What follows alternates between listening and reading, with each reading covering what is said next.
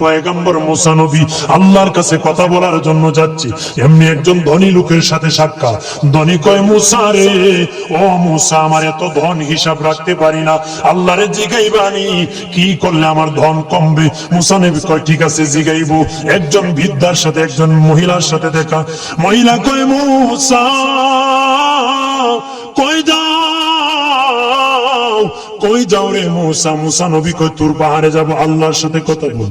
মুসা রে, আল্লাহরে জিগাইবানি, আমি গরিব মানুষ, আমি ভালো কিছু কিনতে পারি না, ছেলে মেয়েকে ভালো কিছু খাওয়াইতে পারি না, ভাঙ্গা ঘর, এত গরিব, ভালো করে ঘর বানাইতে পারি না, আল্লাহরে জিগাইবানি কি করলে আমার উন্নতি হবে, ধনী হব, টাকা পয়সা হবে, আল্লাহরে জিগাইবানি।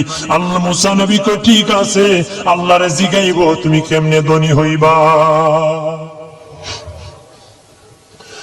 আল্লাহ নবী মুসা নবী তিন রাস্তার মোড়ে যা দেখে একটা লোক বসে আছে, তার দুই হাত নাই, দুই পা নাই, দুই হাত নাই, দুই পা নাই। ওই লোক ডাক দিয়ে কয়, মুসা রে, জীবনে কোনোদিন নিজে হাঁটতে পারি নাই, নিজ হাতে খেতে পারি নাই, কেউ খাওয়াইলে খাই, নতুবা উপবাস থাকি, বৃষ্টি আসলে ভিজি, সেখানে আমি আবার শুকাই। ও মুসা, জীবনে কোনো কাজে দুনিয়ার লাগি নাই, আল্লাহরে জিগাইবানি কোন কারণে আমারে বানাইছে। আল্লাহ কে জিগাই বলে মুসা নবী কয়, আল্লাহরে তোর পাহাড়ে মুসা নবী, মুসা ছিল কালিমুল্লাহ, কথা বলার প্রেম ছিল, কথা বলতো, কথা বলার প্রেম ছিল, কথা বলতে বলতে শেষ দিকে আল্লাহ গো, আসার সময় তিনটা লোক আমার কাছে প্রশ্ন করেছে। একজন লোক হলো ধনী, কিভাবে তার ধন কমবে গো? আল্লাহ বলেন, মুসা রে, তারে জানিয়ে দাও, যাকাত দেওয়া যেন বন্ধ করে দে, শুকরিয়া আদায় করা যেন বন্ধ করে দে, তাহলে আমি প্রভু আল্লাহ সুবহানাহু ওয়া তাআলা তার ধন কমায়া দিব। যদি শুকরিয়া আদায় বন্ধ করে, তাহলে ধন আমি কমাই।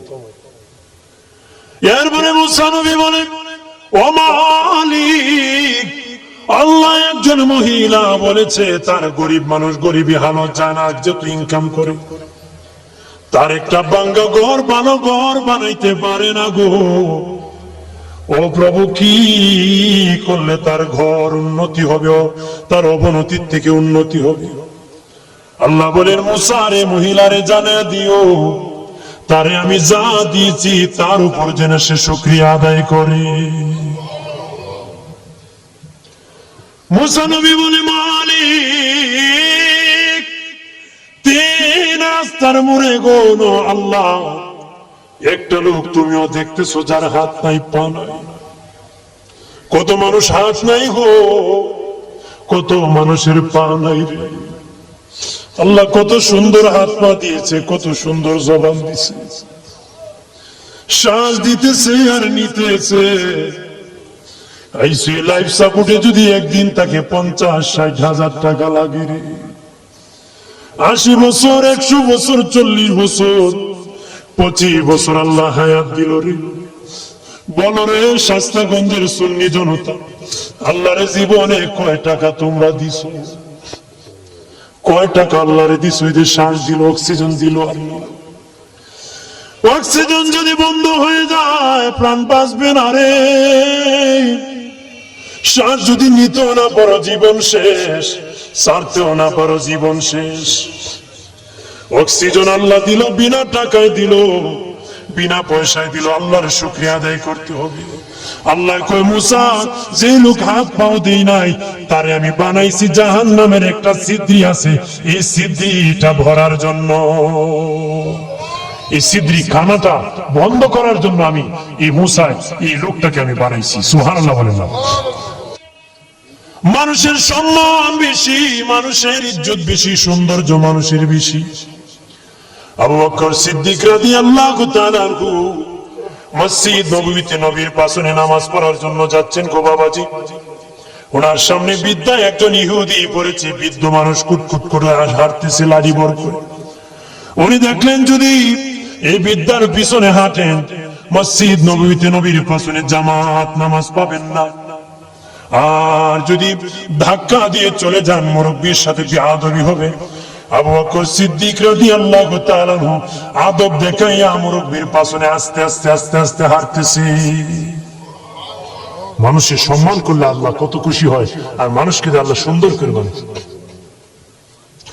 আল্লাহ নবী মসজিদ নববীতে সে রুকুর মধ্যে চলে গেছেন, রুকুর মধ্যে চলে গেছেন, রুকুতে কের মধ্যে চলে গেছেন, জোরে বলেন, রুকুর মধ্যে চলে গেছেন আল্লাহ নবী।